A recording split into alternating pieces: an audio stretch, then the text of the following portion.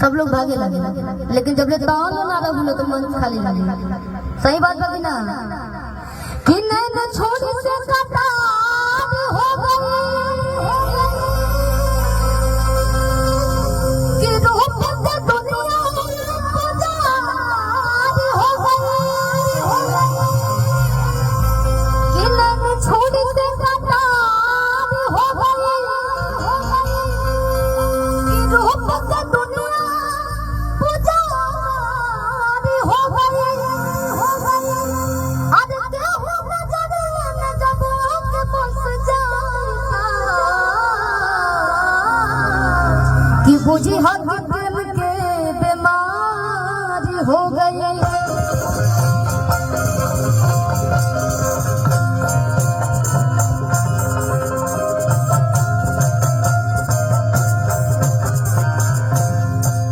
हाल में एगो गाना बजता कि हम चाहे नारी चाहे आज रोज गाड़िया कि पियावा हमार हाथा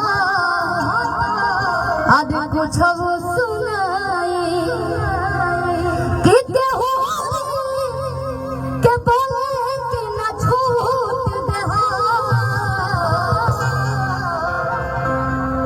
मेहरारू का पति कैसनो जब शादी भइला के बाद, हाँ कैसनो के शादी वाले के बाद तो बढ़िया हो जाए। माना में ठीक नहीं खाई अपना मर्दा की कमाई आज लजाए काहे कि राजा बोला हवा खिला दे हो ओ हरियर की ओढ़निया से कि 24 घंटा घूंघट में अम्मा जी हम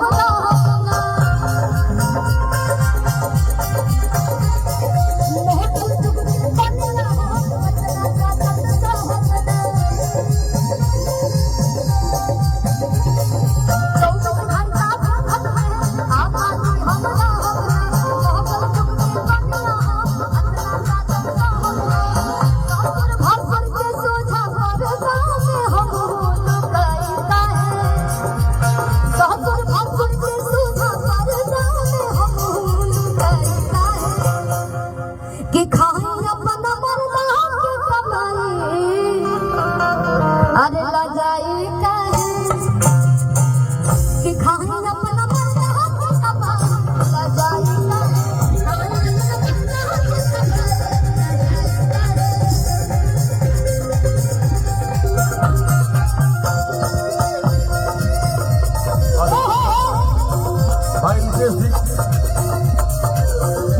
रितेश भैया को मंच पर लाया जाए।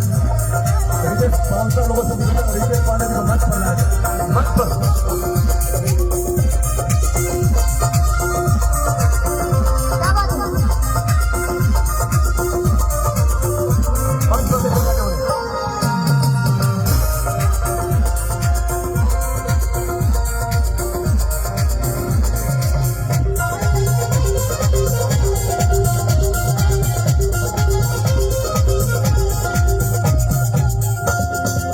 अगरतिया कह दिया कि नहीं खीरा हद बहरा अरे नहीं खीरा हद बहरा दारी में हो बहदारी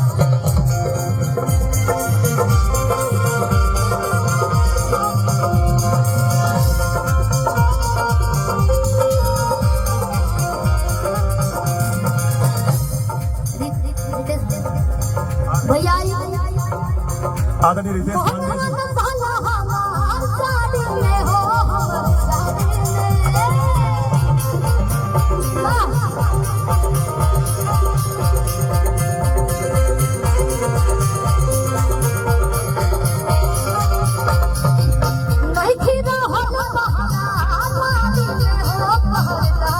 आइए सर मंच पर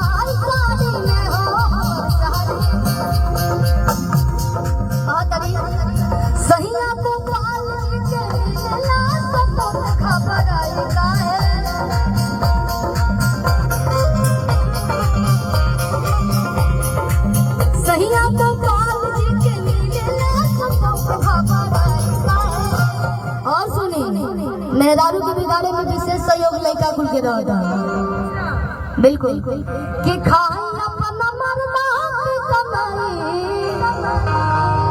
लजाए का है खाई